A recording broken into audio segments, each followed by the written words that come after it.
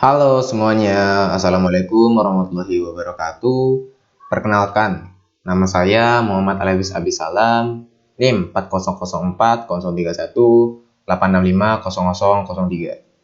Saya dari jurusan D4 Teknologi Rekayasa Otomasi, angkatan 2018. Di sini saya akan menjelaskan proses produksi susu dengan sistem SCADA. Pada proses kali ini saya menggunakan dua aplikasi yang berbeda, yaitu aplikasi pertama saya menggunakan VT SCADA Lite, dan untuk aplikasi kedua saya menggunakan PKMI MB TCP IP Slave. Tanpa berlama-lama, saya akan memulai simulasinya. Sebelumnya saya akan menjelaskan bahwa pada proses kali ini saya menggunakan dua bahan. Bahan pertama adalah susu. Bahan kedua itu bahan pemanis untuk susu. Nah, bahan susu ini saya masukkan ke dalam pompa 1 dan bahan pemanis saya masukkan ke dalam pompa 2. Dan bisa kita lihat pada bagian samping kiri terdapat tombol on off. Ya, dimana ketika tombol on ini kita pencet, maka akan mengaktifkan pompa 1 dan pompa 2. Baik, bisa kita lihat jika saya beri nilai 1. Baik, bisa dilihat bahwa pompa 1 dan pompa 2 berwarna hijau. Yang artinya pompa 1 dan pompa 2 ini aktif. Dan bahan yang di dalam pompa 1 dan pompa 2 akan didorong untuk dialirkan ke dalam tangki 1 dan tangki 2. Dan ketika kita beli nilai 0, maka pompa 1 dan pompa 2 akan kembali mati. Ya, bisa dilihat bahwa pompa 1 dan pompa 2 kembali mati. Setelah kedua bahan sudah mencapai tangki 1 dan tangki 2, maka disinilah sensor water level akan bekerja. Bisa kita lihat pada kedua tangki sudah ada sensor water level, yang dimana saya setting untuk membaca maksimal dari value-nya adalah 700 mili. Namun, akan saya setting bahwa air yang di dalam tangki 1 dan tangki 2 adalah 500 mili.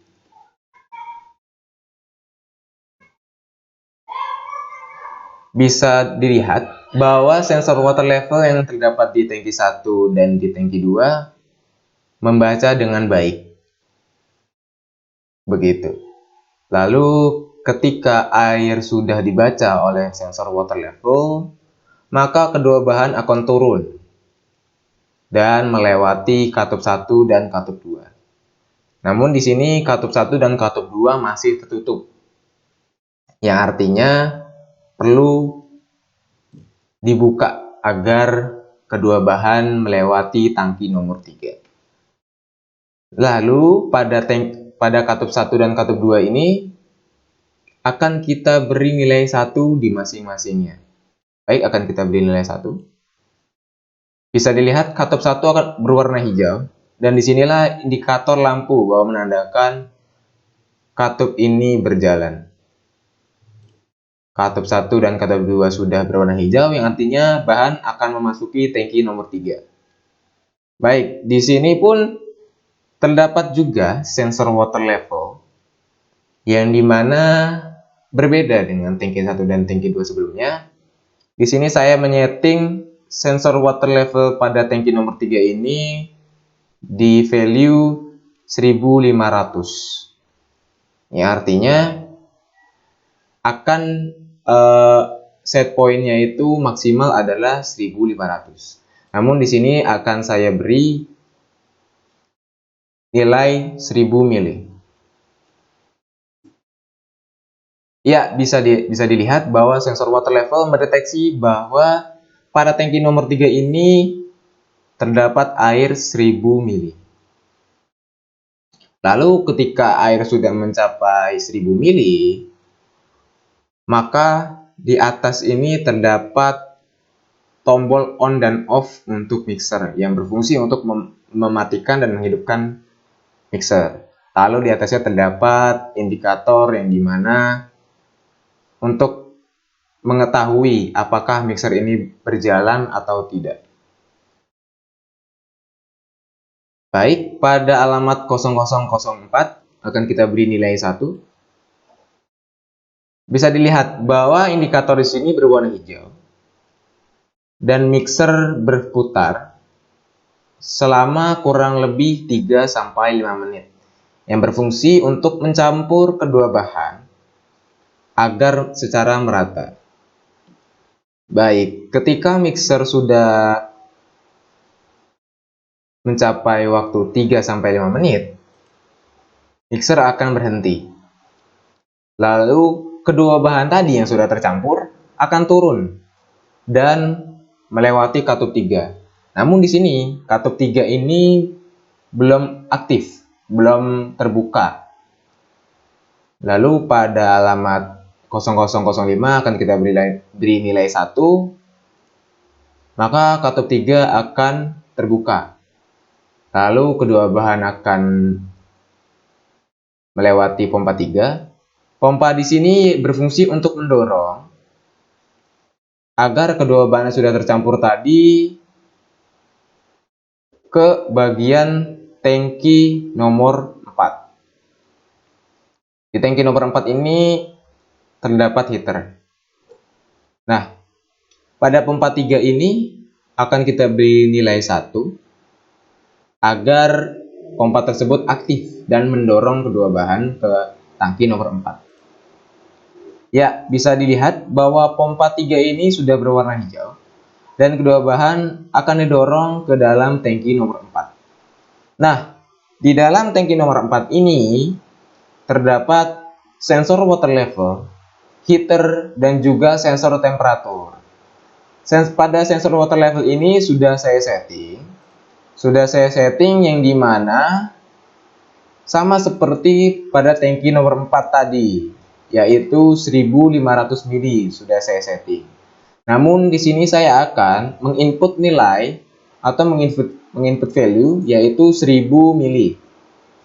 Baik, di sini akan kita input. Ya, bisa dilihat bahwa sensor water level mendeteksi bahwa 1000 mili terdapat pada tangki nomor 4 ini. Lalu di sebelah kanan bisa kita lihat ada heater yang dimana fungsinya untuk memanaskan bahan kita nanti. Lalu kita lihat pada bagian kanannya lagi terdapat tombol on dan off dan indikator light untuk memastikan apakah heater ini berjalan atau tidak. Baik, pada alamat 0007 akan kita beri nilai 1 yang artinya diberi nilai digital. Maka heater akan menyala. Di sini heater akan menyala selama kurang lebih 3-5 menit. Lalu tak lupa juga di atasnya terdapat sensor temperatur.